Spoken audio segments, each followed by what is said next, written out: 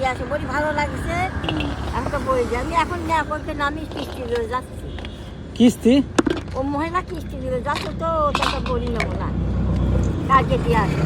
ও মা যাক যাক যাক আমার প্রতিটা ভয় দেয় বুঝছি বাবা ওটি কতখানি একবারই খালি 1 কেজি নিয়েছে 1 কেজি নিয়ে ছুঁয়ে দেবো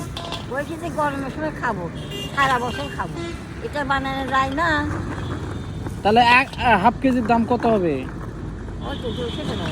1 পোয়া দেয় তো নিব না আমি 1 পোয়া থেকে বাদাম দেন নাও না না এটুকু নাও 10 টাকা কম দিও নি আমি একাই থাকি হ্যাঁ? বাসায় একা থাকি এরা দুইজন থাকি মাত্র বাদাম দাও বাদাম গুলো 30 টাকা কম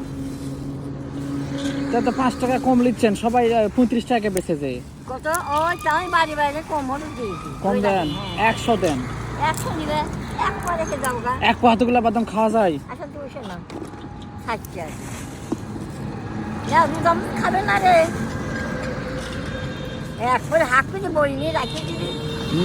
হাত করে না বড়ি একবার করে বড়ি খাবে বড়ি না বাড়ির থেকে নিয়ে আসছি একসাথে 2 পোলা দেন না হয় নাও না না হচ্ছে থাক আর এখন নেবে না বাড়ির থেকে বড়ি নিয়ে আসি চলে গেছে তো